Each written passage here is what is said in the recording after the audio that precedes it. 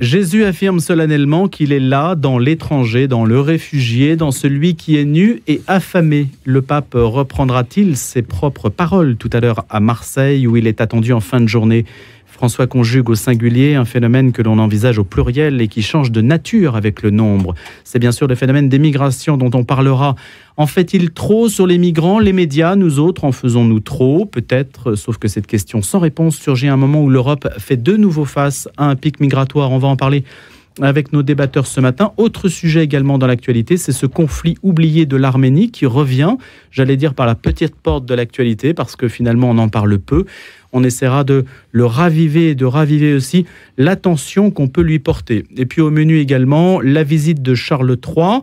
On en a parlé tout à l'heure sous l'angle culturel et protocolaire. On verra si sous l'angle politique, il y a des leçons à tirer. Jean Sévilla est avec nous comme débatteur ce matin, journaliste au Figaro, en particulier au Figaro Histoire, écrivain et puis aussi historien. Bonjour Jean. Bonjour Louis. Gilbert Léonian participe pour la première fois à ce grand débat. Bonjour Gilbert Léonian. Bonjour Louis. Vous êtes pasteur de l'église évangélique arménienne, président de la Marche pour Jésus Île-de-France. Et puis je précise qu'à l'occasion de votre jubilé, puisque vous fêtez un jubilé, eh bien, vous publiez « Viens et suis-moi, itinéraire d'une vie ».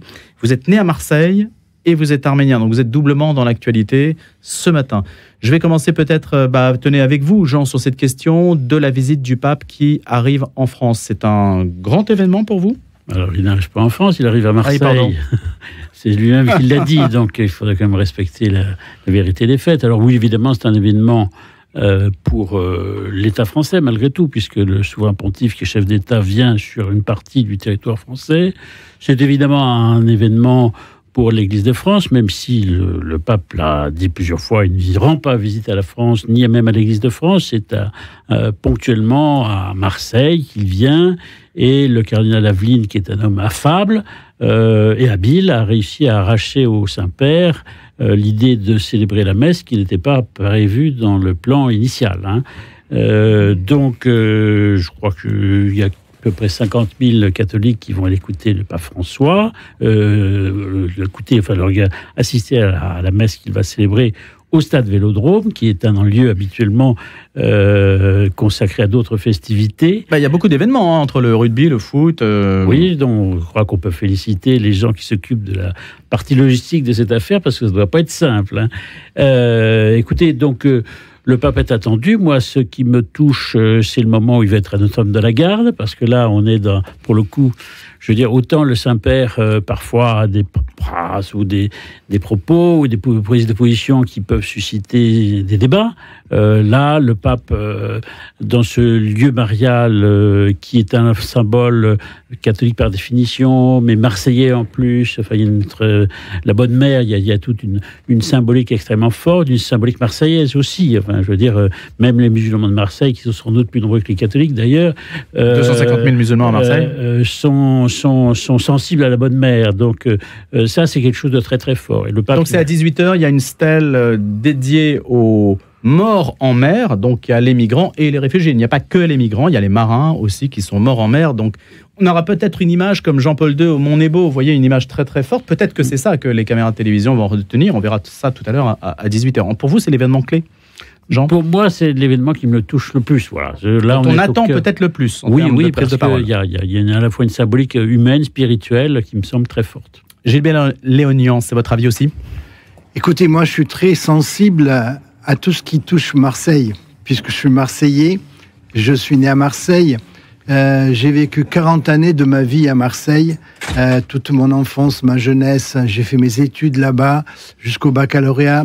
En mai 68, j'étais à Marseille, au lycée Marcel Pagnol.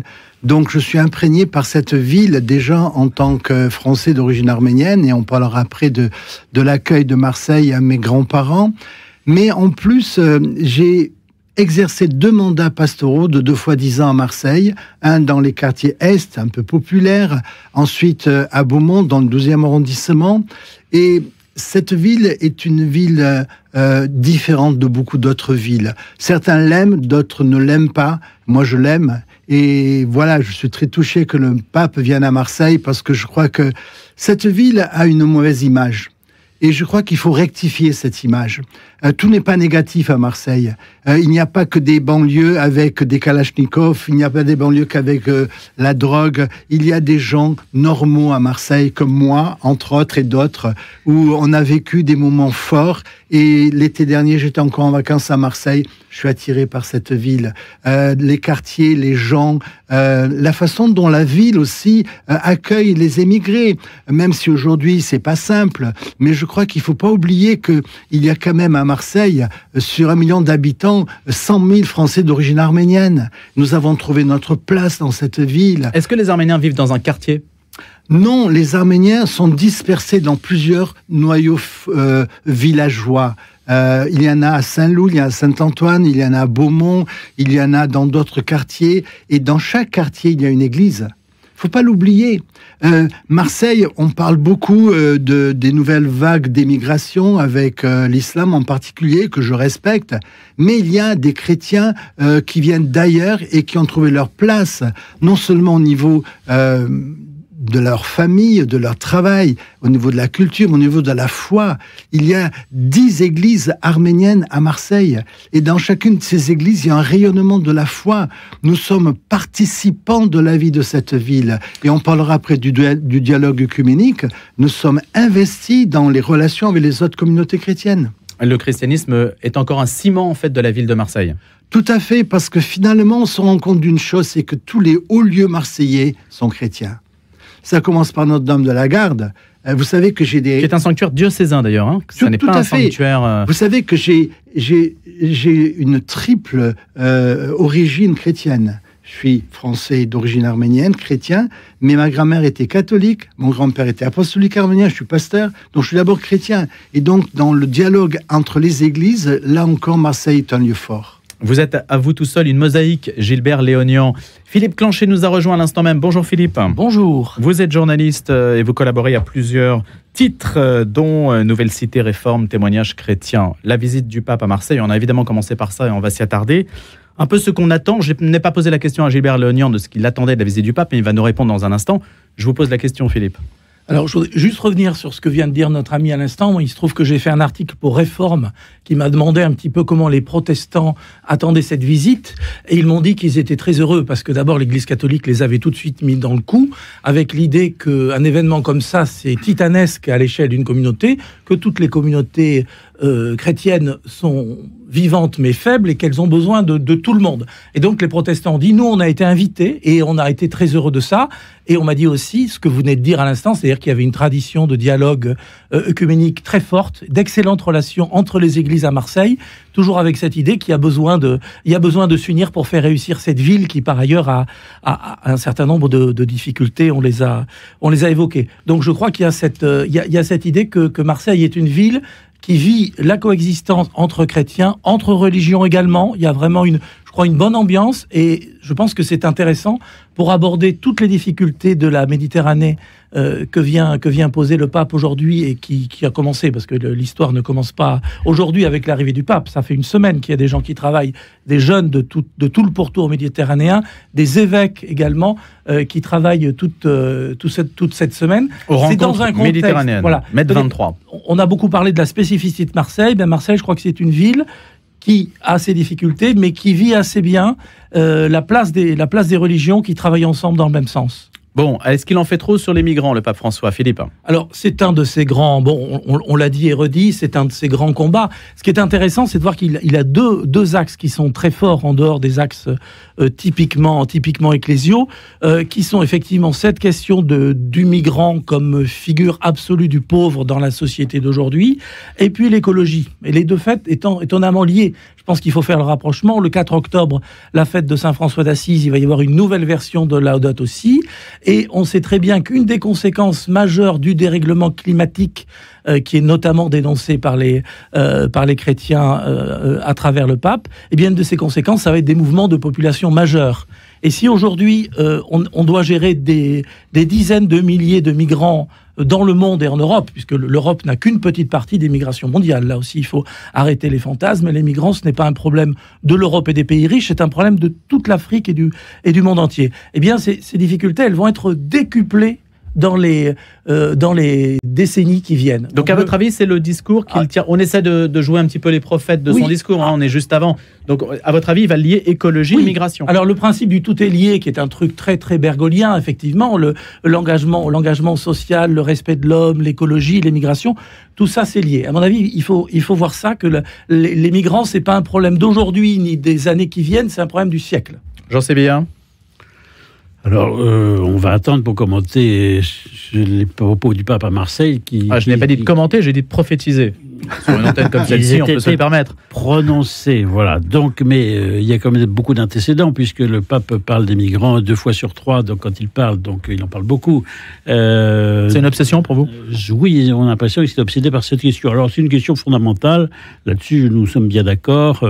C'est le résultat de mouvements démographiques, politiques, des instabilités des États, de nations qui sont sans État, de populations qui sont en réalité pas des nations non plus. Tout ça est très compliqué.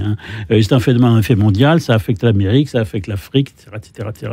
Et on n'est qu'au début d'un processus, parce que quand on regarde la démographie, dans 30 ans, où je crois qu'un pays comme le Nigeria aura autant d'habitants que l'Europe entière à elle seule, la capitale du Nigeria, je crois, va être une ville de 30 millions d'habitants. Enfin, je veux dire, Lagos. On est à l'orée de phénomènes économique. Oui, absolument. On est à l'orée de phénomènes dont on ne soupçonne même pas. Donc, que le pape soit préoccupé par la chose, nul ne saurait lui reprocher, et je ne lui reproche pas parce que ça me préoccupe beaucoup aussi. Voilà. Simplement, moi, j'aime bien quand on distingue les ordres, et l'ordre spirituel est une réalité fondamentale pour un chrétien par définition, mais l'ordre temporel a aussi ses règles et ses lois. Voilà. Et donc, l'Église a toujours reconnu le droit des nations à la continuité historique, a toujours reconnu la notion de frontière, qui n'est pas une notion diabolique, la notion de nation, précisément. Donc, je pense aussi que face à ce phénomène, les nations du continent riche qu'est l'Europe ont aussi un droit qui leur est reconnu par la pensée de l'Église à gérer les questions migratoires. Vous attendez une parole du pape qui s'adresse plus particulièrement aux Européens sur un autre mode que celui de la culpabilité? Eh bien, on aimerait... Parce qu'il avait fustigé l'égoïsme des Européens. Vous attendez autre chose? On aimerait que ses prédécesseurs... Enfin, il y a des textes... Il y a des beaux textes de Benoît XVI, par exemple, sur le phénomène migratoire. Ce sont des textes dont on parle peu. Et Benoît XVI avait un bon équilibre entre la vision chrétienne. Oui, bien sûr, c'est évident que c'est le pauvre d'aujourd'hui. Et puis que les gens qui partent à l'aventure, qui traversent la Méditerranée, ils risquent leur vie. C'est évident que c'est pas pour le plaisir de... Bon, bien sûr, tout le monde le sait. Maintenant, il y a aussi le droit pour nos populations, enfin, si ces phénomènes migratoires déséquilibrent profondément nos sociétés, on est en droit d'avoir un regard politique et à chercher à réguler le phénomène. Gilbert Léognan et Philippe Clanchet. Gilbert. Pour moi, c'est très important que le pape à Marseille parle de ce sujet. Je suis né dans un quartier populaire de Marseille. Mes grands-parents étaient issus de l'immigration suite au génocide 1915. J'ai vécu dans une famille où mes grands-parents parlaient le turc et l'arménien. Pourquoi le turc? Parce que dans le village où ils étaient, il y avait avant le génocide, il y avait un ethnocide. Si on parlait l'arménien, on nous coupait la langue. Donc voilà où mes grands-parents ont vécu, puis il y a eu l'exode, puis il y a eu la douleur. Donc ils arrivent à Marseille. Et là, c'est la terre promise. C'est la terre promise. Et dans ma famille, je leur parlais en français, ils me parlaient en turc, et j'ai appris le turc. Voilà comment j'ai grandi. Mes parents sont nés en France, et là, à la maison, ils ont fait une amnésie de leur arménité, parce que c'était trop douloureux. On ne parlait pas arménien à la maison. Et on ne parlait pas du génocide dans ma famille. J'ai jamais entendu mes grands-parents parler du génocide. Donc, à Marseille, j'étais à la fois français d'origine arménienne, mais je disais mes ancêtres les Gaulois. Parce qu'à l'école, on ne me parlait pas de mes racines, on ne me parlait pas de mes origines. Et que le pape vienne aujourd'hui à Marseille parler de ce sujet, même si aux yeux de certains, on a l'impression qu'il en parle trop. Je vais vous dire une chose, on n'en parle jamais assez. Parce qu'il y a des quartiers à Marseille qui sont devenus des ghettos. Pourquoi ? Parce que le gouvernement a oublié les cités. Pas que celui-ci, les gouvernements précédents. Et ma dernière action avant de venir à Paris, comme pasteur, c'était de créer dans un quartier qui s'appelle Herbel, 7500 habitants, 45 nationalités, un lieu qui s'appelle Accueil, Intégration, Citoyenneté. Il a été inauguré par le préfet parce qu'il se rendait compte que les enjeux de notre pays, c'est les quartiers, c'est les primo-arrivants qui ne trouvent pas leur place dans ce pays. Mais il y a un mot, Gilbert, que vous avez employé, Gilbert Léognan, c'est le mot amnésie. C'est-à-dire, vous recommandez pour que l'intégration se fasse, que chaque migrant devienne amnésique ? Et voilà. Non, mais c'est ça que vous recommandez ? Mais je recommande pas. J'ai vécu ça et j'en ai souffert. Et j'ai dû sortir de ce ghetto intellectuel. Et j'ai fait la recherche de mes racines. Et aujourd'hui, je suis à l'aise parce que je suis à la fois pleinement français, pleinement arménien. Et je crois que c'est ce message que le pape doit faire passer. C'est que ces émigrés, il faut qu'ils soient accueillis, mais en même temps, il faut les aider à s'intégrer à la société française. Oui. Philippe Clanchet. Oui, effectivement, je reviens sur ce que disait Jean par rapport à la différence de discours qu'a pu tenir un pape comme Benoît XVI et ce que peut tenir le pape François aujourd'hui. Le pape François, il porte son histoire, qui est celui d'être un immigré. C'est-à-dire, il porte la mémoire d'une famille italienne, comme il y en a beaucoup qui ont quitté l'Italie très pauvre pour aller au Nouveau Monde, qui était pour eux l'Argentine. Et l'Argentine elle-même est un pays qui a un rapport à la question de la colonisation, des rapports tendus avec les Américains, une vision diplomatique très très différente de ce qu'un catholicisme un petit peu européocentré pouvait penser. Donc je pense qu'il y a des évolutions dans le discours du pape qui sont dues à son histoire. Ce que disait Jean, il raconte l'histoire de vagues d'immigration qui ont réussi au XXe siècle. Pourquoi l'Europe... Gilbert Léognan. Gilbert, pardon, excusez-moi. Non, pas de problème. Pourquoi l'Europe a réussi à accueillir donc des Italiens, des Espagnols, des Arméniens, pendant des décennies? Le XXe siècle, ça a été, notamment dans la société française, globalement une réussite. Ça a été difficile, il a fallu parfois abandonner ses langues, abandonner ses traditions. Voilà. L'enjeu du XXIe siècle, c'est qu'il va falloir réussir une autre arrivée, d'autres migrations, et je crois que... Extra-européenne, extra-chrétienne, pour beaucoup. Oui, alors évidemment, mais l'idée de forteresse Europe, à mon avis, elle est absolument intenable, et il faut arrêter de la mettre dans le logiciel politique et des différents États, puisqu'il n'y a pas que la France, hein, enfin tous les pays sont un petit peu comme ça, et même dans l'idée de l'Europe. Voilà, une petite image lors du discours sur l'état de l'Union prononcé à Strasbourg par Madame von der Leyen. Je ne sais pas si vous avez vu ces images terribles. Elle n'a pas évoqué la question des migrations, parce que c'est un échec majeur. Et la commissaire européenne suédoise en charge des migrations, on l'a vu en photo en train de tricoter au Parlement. C'était une provocation, c'était un geste politique pour dire à quoi je sers.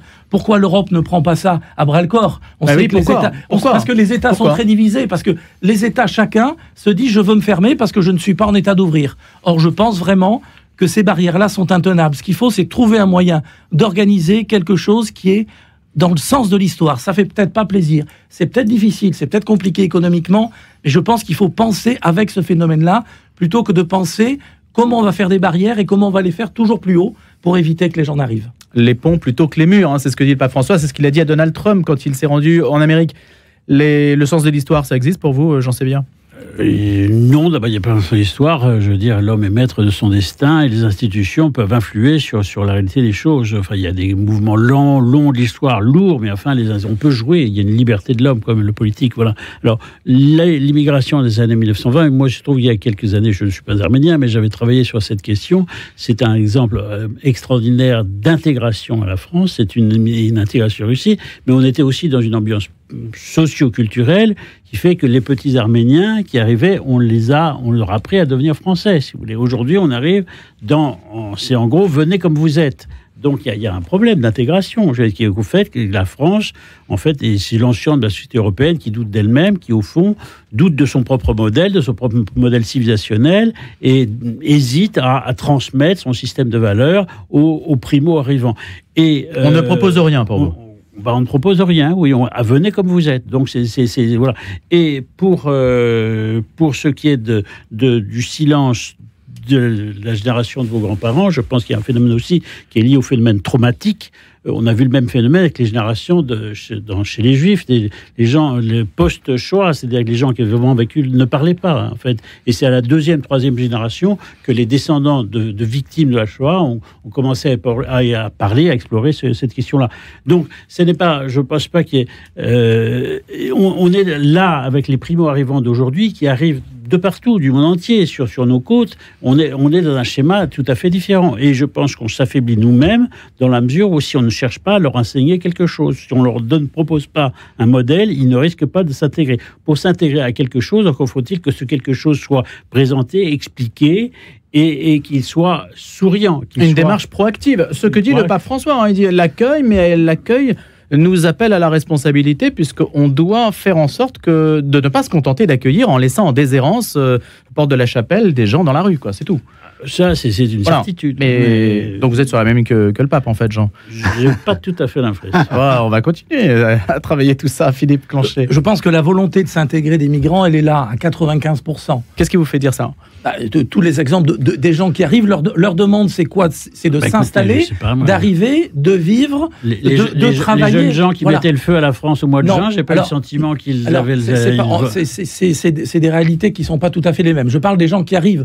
Les gens qui arrivent ici aujourd'hui, depuis quelques années de l'Afrique subsaharienne, leur volonté, c'est de s'installer, de vivre, de gagner de l'argent pour leur renvoyer chez eux, pour le reste de la famille dont ils sont un petit peu les envoyés et dont ils sont l'espoir. Voilà, c'est cette réalité-là. Alors, ça, évidemment, c'est peut-être 95% des cas, et effectivement, il y a une petite frange des gens qui arrivent avec un agenda politique qui n'est pas celui de l'Occident, qui sont dangereux. Ça, c'est le boulot des services secrets et tout ça. Mais je crois que la majeure partie du gamin qui est élu dans son village parce qu'il est le plus costaud et qu'on dit, toi, on va mettre toutes nos économies pour te payer le voyage pour que tu arrives en France. L'objectif de ce jeune homme, s'il survit, malheureusement, on sait qu'une immense majorité meurt sur la route, s'il survit, c'est de travailler, c'est de s'intégrer pour envoyer de l'argent. Et voilà, on n'est pas dans un monde idéal, mais je crois que l'essentiel de la réalité, c'est ça. Donc, si ces gens-là, si on leur propose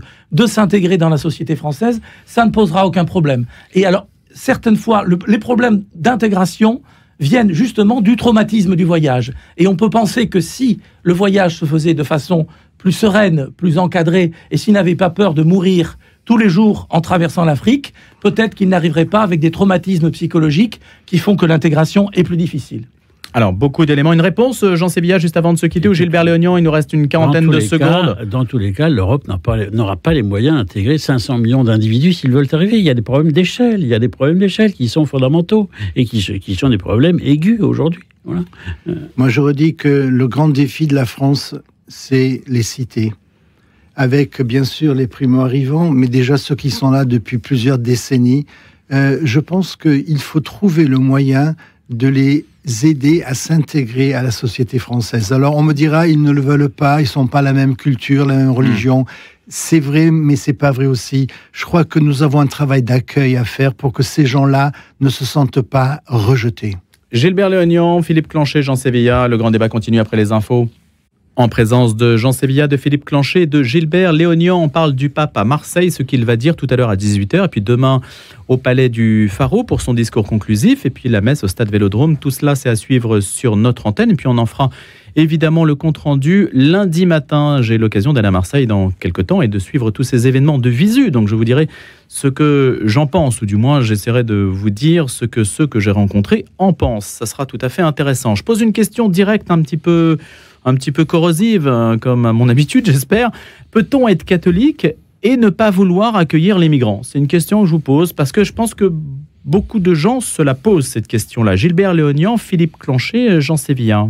Je pense que vous posez mal la question. Parce que vous avez le droit de la reformuler. Oui, parce que vous la posez de façon qui est culpabilisatrice à l'égard des gens qui ne voudraient pas accueillir les migrants. Et c'est la question d'accueillir les migrants. Si c'est tendre la main à un malheureux qui est en train de mourir de faim sur la plage ou qui a failli se noyer, c'est évident qu'un chrétien doit l'aider. Ça tombe sous le sens. Maintenant, on peut être chrétien et penser que l'aide aux migrants est conditionnée aussi à l'équilibre de nos propres sociétés. Nous sommes aussi redevables de notre histoire, de notre héritage, héritage et de la continuité historique de notre nation. Nous avons des enfants, nous avons des petits-enfants, ils ont droit aussi à une continuité culturelle, ils sont coupables de rien, et je ne vois pas pourquoi on leur volerait aussi leur avenir et l'avenir de l'équipe de leur société sous prétexte qu'il y a du mal dans le monde. De toute façon, du mal dans le monde, il y en a toujours eu et il y en aura toujours. Donc on a aussi le droit, ça n'est pas la forteresse Europe, que de vouloir défendre l'équilibre de nos sociétés. Gilbert Léonnion.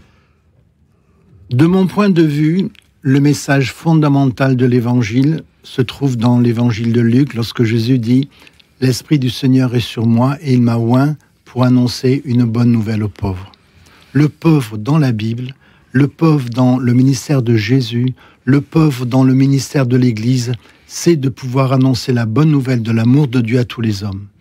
Après, les accueillir matériellement, leur donner des espaces de vie, c'est une autre problématique que je n'ignore pas, puisque au quotidien, les gens frappent à la porte de mon église et je ne peux pas les mettre dehors. On m'a dit, je suis dans telle institution, entre guillemets, chrétienne, on m'a dit, on ne peut pas s'occuper de vous. Allez chez le pasteur, là-bas, il va vous ouvrir la porte. Parce qu'avant que j'ouvre la porte de mon église, c'est la porte de mon cœur que je dois ouvrir. C'est ce que Jésus a fait. Alors je comprends que c'est compliqué après de gérer les émigrés, mais je crois que la vocation de l'Église de Jésus-Christ, c'est l'accueil du pauvre. Et le pauvre, non seulement matériel, mais le pauvre aussi spirituel. Parce qu'on est dans une société où on croit qu'on a tout ce qu'il faut pour bien vivre et on va donner à nos enfants un certain standing de vie matériel et le spirituel. Donc pour moi, le pauvre, c'est d'abord, bien sûr, celui qui vit dans la précarité matérielle, qui vient d'ailleurs ou pas d'ailleurs, parce qu'il y a des pauvres en France et des Français qui sont pauvres aussi, hein. Mais c'est cette ouverture de cœur à celui qui passe par la souffrance. Mais est-ce que le cœur s'oppose à la raison ? Le cœur qui dit oui à l'accueil et la raison qui dit, ce que dit Jean Sévillat, attention aux équilibres et aux déséquilibres. Écoutez, on est redevable. Je crois qu'à un moment donné, quand on voit quelqu'un qui souffre, on ne se pose pas la question si je vais l'aider ou pas. Je vais l'aider. Après, l'étape suivante... Oui, mais je reviens, Gilbert, pardonnez-moi de vous interrompre, je reviens à ce que j'ai dit au tout début. Là, vous parlez au singulier. J'étais étranger et vous m'avez accueilli. On parle à une personne. Quand il y en a 10, quand il y en a 100, quand il y en a 1000, quand il y en a 10 000... Ben, je crois qu'on a des structures politiques qui doivent se mettre en route pour donner à ces gens la possibilité de vivre dignement en tant qu'étrangers. Donc on revient aux politiques, et c'est la grande béance du politique. Philippe Clanchet, à cette question que vous avez le droit évidemment de reformuler comme Jean l'a fait. Oui, je voudrais rappeler le contexte politique français et européen, qui est une montée de la xénophobie assez importante. La pression que fait peser les partis d'extrême droite partout en Europe. C'est pour ça notamment que l'Allemagne, qui à une époque s'était avancée dans une politique d'ouverture sous Angela Merkel, est revenue en arrière. C'est un contexte qui est ce qu'il est. Il faut faire avec. Et tous nos politiques ont ça à l'agenda, et que la priorité, c'est pas de suivre des valeurs évangéliques, même de suivre leur cœur, c'est d'éviter de perdre le pouvoir. Donc voilà Giorgia Meloni, par exemple, joue sa survie politique en ce moment. Ce contexte politique, elle n'a pas la solution apparemment. Il est important. Il y a 10 ans, il y a 20 ans, la solution ne se posait pas comme ça. Alors maintenant, est-ce que les catholiques reprochent au pape cette posture-là? J'ai pas l'impression. Enfin, si on regarde les chiffres, il y a quand même beaucoup plus de catholiques et de chrétiens en général qui sont dans le tissu associatif, aux côtés des migrants, aux côtés des plus pauvres. Ils sont, à mon avis, 10 fois plus nombreux que la petite minorité catholique qui va se retrouver dans les positions de M. Zemmour et de fermeture complète. Donc je pense que la réalité de la sociologie du catholicisme, elle est quand même ouverte. Elle pense que les valeurs évangéliques que défendait Gilbert à l'instant, elles sont peut-être plus importantes que certaines réalités. Effectivement, il faut trouver cet équilibre, mais je ne pense pas que le pape en France soit mal vu globalement. Alors évidemment, on s'attendait il y a quelques mois à ce que le stade Vélodrome soit débordé. Je pense que beaucoup de gens ont renoncé parce que d'abord on leur a dit que ça serait plein. Il s'est rempli assez vite quand même. Voilà. Mais bon, voilà. Et puis il y a le fait aussi qu'à Marseille, on le sait depuis 15 jours, il n'y a plus une place d'hôtel, on peut plus se loger, c'est devenu très compliqué puisqu'on attend 1 million de personnes venues de l'extérieur, en plus de toutes les délégations, toute la sécurité et tout ça, ce qui fait qu'objectivement, quelqu'un qui se serait dit il y a 8 jours, est-ce que je peux aller à Marseille, il y a des questions matérielles. c'est plus facile de faire arriver, de mettre 1 million de personnes à Paris, à l'Esplanade des Invalides, il y a quelques années, quand est venu Benoît XVI. C'est plus facile en termes d'organisation que le stade. Bon, les conditions de sécurité ont changé, tout ça.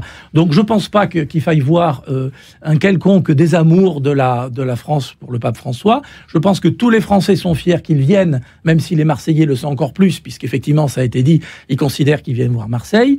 Bon, le pape François a des difficultés de relations, on le sait, avec les grands pays de tradition chrétienne. Voilà, c'est pour ça qu'il ne vient pas escaliter en France. Bon, tout ça a été dit. Je pense que globalement, les catholiques français sont fiers de ces 2 jours de visite. La France est fière, et c'est pour ça que le président Macron est là. Bon, ça reste quand même un grand bonhomme. Je voulais juste aborder en incident de cette question sur la controverse qui a animé les médias depuis quelques jours aussi. Est-ce que Emmanuel Macron doit participer? On sait qu'il assistera sans geste religieux à la messe du stade Vélodrome. Doit-il y être, ne pas y être? Jean Sévillat? C'est une polémique misérable, c'est du laïcisme à 3 balles, comme les amis de monsieur de Mélenchon savent l'animer. Enfin, c'est évident que le président de la République, est dans son droit, dans son devoir. Une communauté religieuse importante, qui est le catholicisme en France, qui est la première communauté historique de la France, a un événement important, que le chef de l'État y assiste parce que c'est sa fonction de représenter les Français, me paraît tout à fait normal. Je veux dire, il n'y a même pas de débat. Sans communier? Écoutez, moi, s'il communiait, ça ne me dérangerait pas et ça me ferait plaisir de le voir communier. Encore qu'il faudrait qu'il se confesse d'abord, mais enfin... ça serait trop long sans doute. Ça ne me regarde pas. Mais enfin, bon, voilà. Je plaisante, bien sûr. Hein. Ne m'écrivez pas derrière pour dire « Ah, c'est scandaleux, il a jugé la conscience de M. Macron ». Philippe Clanchet. Effectivement, c'est un débat qui n'est pas très intéressant. Il aurait pu se contenter de l'accueil républicain, de la discussion et de pas aller... Bon, on sait qu'il aime bien les bains de foule. Il y a un petit jeu politique aussi de se montrer. La semaine dernière, dans un stade, il s'est fait siffler par le public. Bon, là, il est sûr que ça se passera bien. C'est pas très grave. À mon avis, sur la question de la communion, il fait bien de s'en abstenir. Je crois que c'est une règle... Parce que c'est compliqué, parce que ça rajoute de la polémique à la polémique. Le maire de Marseille, par exemple, a demandé expressément à tous ses adjoints qui seront présents, quelle que soit leur confession, de ne pas. Là, je crois qu'il y a quand même une question de laïcité, de respect globalement. C'est un hommage à tout le pays que le pape vienne aussi. À mon avis, c'est pas... Encore faut-il effectivement la conscience personnelle et religieuse du président qui ne regarde que lui et pas les commentaires. Donc à mon avis c'est pas une bonne idée de faire ça. Tout le monde va regarder ça. À mon avis, être présent d'un point de vue diplomatique, ça ne pose pas de problème. N'allons pas trop loin à mon avis dans les symboles. Petit rappel historique. Ce n'est pas votre avis, Jean. Non. Petit rappel historique. Le général de Gaulle, qui était catholique pratiquant par ailleurs, ne communiait pas dans les cérémonies officielles auxquelles il assistait en tant que chef de l'État. Donc là-dessus, il y a une sorte de continuum gouvernemental sur le sujet. Il y a une sorte de protocole relativement respecté. Le continuum navrant, c'est qu'il n'y a qu'en France qu'on a ce type de débat. Enfin, il y a des dizaines de pays où l'Église est séparée de l'État, etc., où il n'y a pas d'ambiguïté, de distinction entre le temporel et le spirituel. Où je veux dire, il n'y a qu'en France qu'on est bloqué sur cette question. On est bloqué ou alors ça titille les Français justement? Non, ça a encore une importance. Il y a une espèce de, il y a une tradition surtout à gauche et même parfois à droite, très anticléricale, qui est liée aussi. Voilà, il y a des réseaux, des fraternels qui sont très excités sur ce genre de choses. Un anticléricalisme de bas étage et qui veulent faire que la religion soit totalement du domaine privé. Alors, je suis désolé, toute religion est un phénomène social.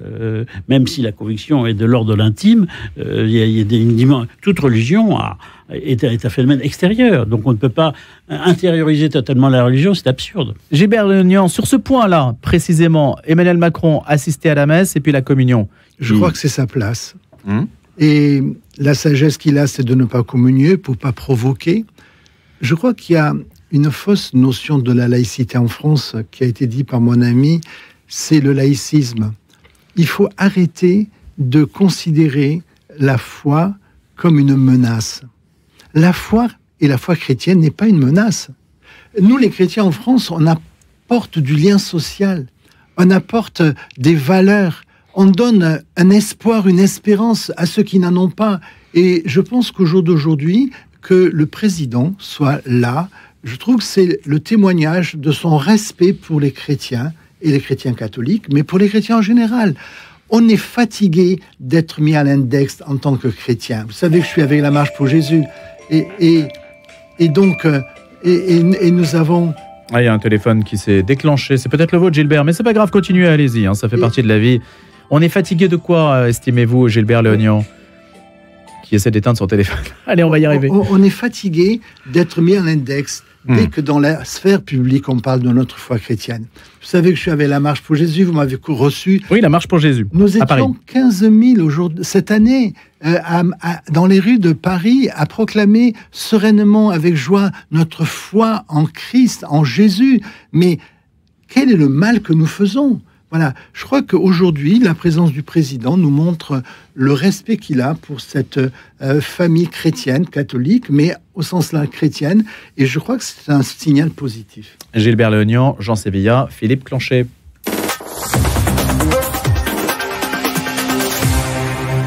Le conflit oublié, c'est l'Arménie, bien sûr. On le sait, on en parle régulièrement sur notre antenne, même si vous êtes un certain nombre à nous dire qu'on n'en parle pas assez. Alors, on n'en parle jamais assez, bien sûr, des conflits oubliés, en particulier celui-ci, qui revient dans l'actualité à la faveur, je ne sais pas si on peut dire à la faveur. Là, il y a en ce moment un cessez-le-feu qui se maintient en Nagorno-Karabakh, le Nagorno-Karabakh, le Haut-Karabakh, malgré plusieurs violations après la capitulation des séparatistes arméniens face à l'offensive éclair de l'Azerbaïdjan, dans cette enclave du Caucase. Donc, on peut se dire, c'est loin, c'est un puzzle qu'on maîtrise assez mal. Et puis, les Arméniens ont peu de soutien, c'est le moins qu'on puisse dire, à l'international, alors que l'Azerbaïdjan, avec sa diplomatie du caviar, du pétrole, du gaz, de tout ce que vous voulez, eh bien, marque des points et trouve des appuis que l'Arménie n'a pas.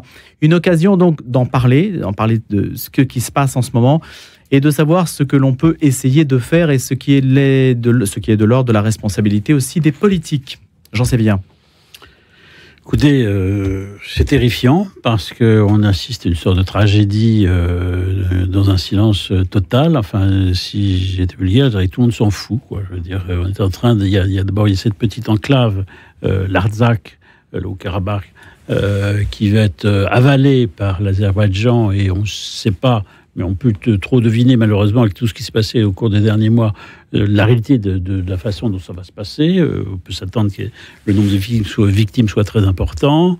Il y a sans doute des gens, si on les laisse partir, qui ont été obligés de s'exiler de leur propre terre. Enfin, c'est une terre arménienne depuis depuis l'origine, hein, des temps. Donc, et voilà. Et puis, mais surtout, ce qui est le plus inquiétant, c'est que c'est la deuxième partie de ce qui va venir. C'est-à-dire qu'on peut supposer que l'Azerbaïdjan, tôt ou tard, va s'attaquer à l'Arménie proprement dite. Voilà. Et donc, le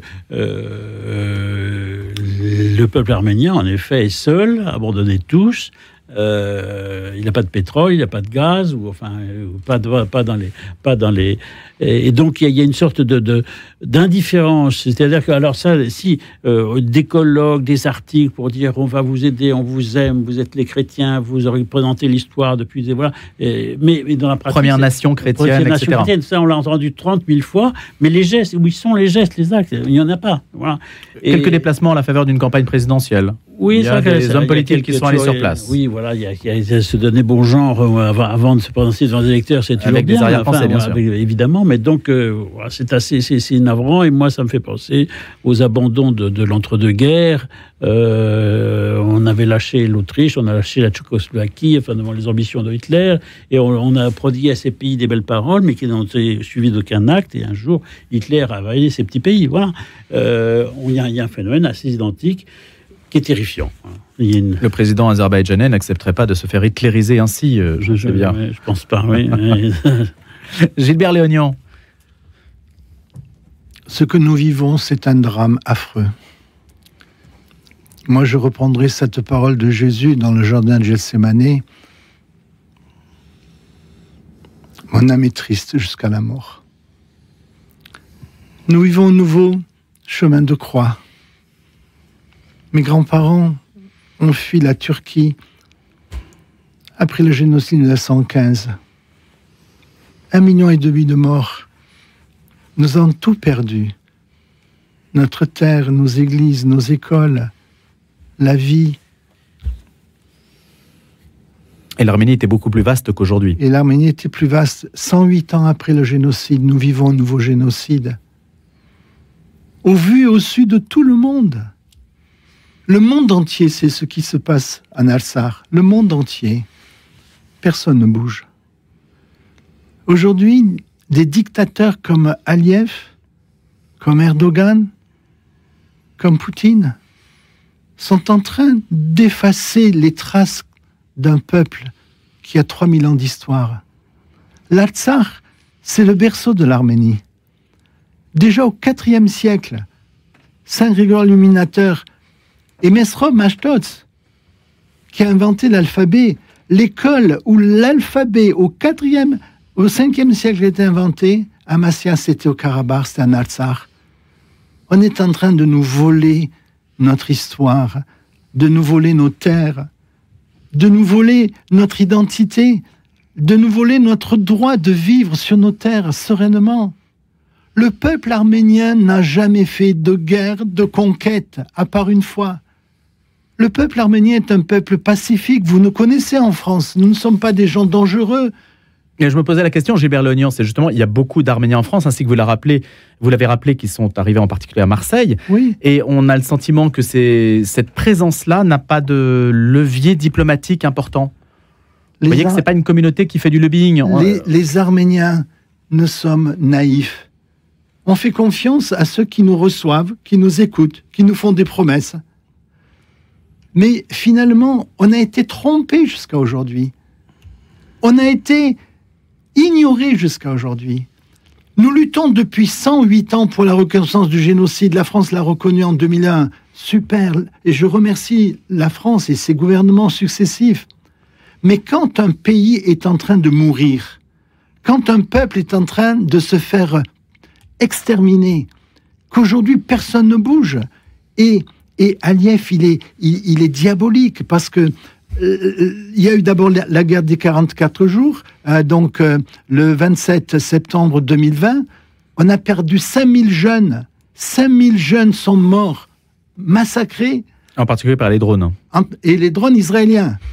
Et il faut parler aussi du rôle, j'ai parlé de ces 3 pays, mais d'Israël, le gouvernement. Comment un peuple qui a vécu un génocide est l'instrument pour faire un nouveau génocide? Et aujourd'hui... Quelle réponse avez-vous quand vous posez cette question? Avez-vous posé cette question à des membres de la communauté juive? Il y a 500 rabbins qui vont se retrouver à Bakou bientôt. Ils vont se retrouver, mais c'est ignoble. 500 rabbins vont faire un congrès, un colloque à Bakou. Et c'est... Alors, j'ai des amis juifs, et je ne parle pas des juifs, je parle du gouvernement, qui reconnaissent. Mais au jour d'aujourd'hui, Israël n'a pas reconnu le génocide arménien. Mais c'est odieux. Donc, à partir du moment où on tait la vérité historique, elle se reproduit. Donc, je reviens à ce qui se passe aujourd'hui en Artsakh. Aujourd'hui, ce qui est diabolique, c'est que la deuxième attaque a eu lieu donc le 19 septembre. Oui. Le 20, il y a eu la reddition. Hier, le 21 septembre, c'est l'anniversaire, le 32e anniversaire de l'indépendance de l'Arménie. Aliyev nous fait capituler le jour de notre indépendance de l'Arménie. Mais c'est odieux. Mais ces gens, il faut les arrêter. Et parce qu'aujourd'hui, l'Occident n'arrête pas Erdogan, il n'arrête pas Aliyev, il n'arrête pas Poutine, eh bien, aujourd'hui, l'Arménie, l'Artsakh est en danger de mort. Alors, Philippe Clanchet, la question qu'on peut se poser si on raisonne au-delà de ce que dit évidemment Gilbert Léonien, qui est très fort, les relations entre la France et la Turquie ne sont pas excellentes. Par exemple, on sait qu'Emmanuel Macron, à l'égard de Recep Erdogan, plutôt en froid. Ça serait un prétexte ou un contexte pour aider l'Arménie à faire quelque chose, non? Oui, effectivement. D'abord, je veux dire, nous sommes tous ici bouleversés par ce que vient de dire Gilbert. Et voilà, donc merci de ce témoignage. Merci de permettre à Radio Notre-Dame d'entendre ça. C'est difficile de tenir des propos géopolitiques après ce qu'on a entendu, mais c'est vrai. Bien sûr, les relations avec la Turquie sont très compliquées, notamment, et on en revient au sujet précédent, parce qu'il y a un accord entre l'Union européenne et la Turquie pour accueillir des centaines de milliers de migrants qui viennent de toute cette région. Et on sait que Erdogan joue avec ça. Alors, le drame, c'est que... En clair, si vous aidez à l'Arménie, on lâche les migrants. C'est peut-être ça. C'est des jeux pervers terribles. Et cette réelle politique fait que, malheureusement, des cas comme celui de l'Arménie, il y en a ailleurs, il y en a en Afrique, il y a des cas qu'on connaît plus ou moins. Il se trouve que la France a une relation historique avec cette forte population arménienne qui est là depuis très longtemps, donc on est sensible. Il y en a beaucoup. Hélas, la règle, c'est que globalement, quand un très fort massacre son voisin qui est plus petit, eh bien les autres laissent faire. C'est malheureusement depuis le début. Mais l'Église universelle, ça a été rappelé au moment des années 30 face à Hitler. Voilà. Alors là, ce qui peut être intéressant, je sais pas, c'est qu'on vit un moment historique à travers ce qui se passe dans la mobilisation aux côtés de l'Ukraine. Moi, c'est la première fois depuis que je suis les histoires politiques qu'il y a une mobilisation pour se mettre aux côtés du petit, pour le défendre contre le gros. Il y a quelques années, on ne l'aurait pas fait. Pendant des années, on a laissé l'Ukraine se faire envahir, la Crimée, le Donbass, tout ça, sans que personne ne bouge. Là, il y a un mouvement. Est-ce que ça peut dire que maintenant, il va y avoir une prise de conscience que la communauté internationale, l'ONU, ce qu'il en reste, est capable ou se dit qu'elle doit intervenir pour protéger le plus faible, même si ce plus faible n'a pas des atouts diplomatiques énormes, et même si ce plus faible n'a pas de pétrole et de gaz. Qu'est-ce qui empêche, Jean l'a rappelé. Qu'est-ce qui empêche l'Assemblée de l'ONU, qu'est-ce qui empêche l'ONU, qui s'est réunie tout récemment, d'envoyer une force d'interposition, comme elle l'a déjà fait au Liban, comme elle l'a fait au Congo-Brazzaville, comme elle l'a fait dans quantité d'endroits du monde. C'est compliqué parce que jusqu'à maintenant, il y avait une force d'interposition russe. Et les Russes étaient censés être les partenaires de l'Arménie et ils n'ont pas bougé. Ils nous ont trompés. Le but de Poutine, en fait, c'était de mettre les pieds au Caucase. Il a attendu dans la guerre des 44 jours qu'on soit à genoux, qu'on perde Chouchi pour nous faire signer cette capitulation. Il a envoyé ses 2000 soldats, mais ils n'en font rien. Depuis le 12 Vladimir Poutine aurait pu empêcher le conflit entre l'Azerbaïdjan et l'Arménie. Mais il est d'accord, parce qu'il est à la table des négociations une fois de plus. C'est lui le maître du jeu. C'est lui l'homme dangereux. Et en même temps, qu'est-ce qui s'est passé? Lorsqu'il y a eu la guerre des 44 jours, donc on a perdu 3/4 de l'Artsakh, il a mis les 2000 soldats, il devait nous protéger. Depuis le 12 décembre 2022, le couloir de Latchine est fermé. Il est fermé. Les gens sont en train de mourir de faim au Karabakh. Personne n'a bougé. Et ces 2000 soldats, ils n'ont pas bougé. Parce que Poutine, c'est un homme pervers. Poutine, il est là pour diviser afin de mieux régner. Et au jour d'aujourd'hui, qu'est-ce qui se passe? Eh bien, c'est lui qui va nous forcer la main une fois de plus. Soi-disant, Vous savez que les frontières de l'Arménie sont gardées par l'armée russe. Et même là, les Azéris, comme a dit mon ami, ils sont en train de grignoter l'Arménie. Ils sont en Arménie aujourd'hui. Et normalement, les Russes devraient nous défendre. Ils ne nous défendent pas. Et la grande peur, c'est qu'après ce qui se passe en Artsakh, on est en danger de mort en Arménie. Vous craignez que ça soit dans les jours qui viennent, Gilbert Léonien ? Mais regardez ce que dit Aliyev. Il dit que l'Arménie, c'est l'Azerbaïdjan occidental. Vous imaginez que le Karabakh, c'est une terre chrétienne depuis des centaines d'années. Il y a plus de 500 églises, monastères, croix de pierre. Ils vont tout gommer, ils ont fait ça au Nakhitchevan. Mais ils nous ont exterminés, ils ont détruit le cimetière des croix de pierre. Mais ces gens, quand est-ce qu'on va les arrêter? Parce que s'il y a l'Ukraine aujourd'hui, c'est parce qu'on n'a rien fait en Artsakh. C'est parce qu'on a été... Et puis un conflit cache l'autre aussi. La médiatisation de l'un empêche l'émergence de l'autre. Mais quand on laisse le droit aux armes, eh bien voilà ce qui arrive. Et l'Europe est en danger si on n'aide pas l'Arménie. Merci beaucoup à tous les trois. Gilbert Léonien, je rappelle que vous êtes pasteur de l'église évangélique arménienne née à Marseille, ce qui faisait coïncider toutes les actualités ce matin.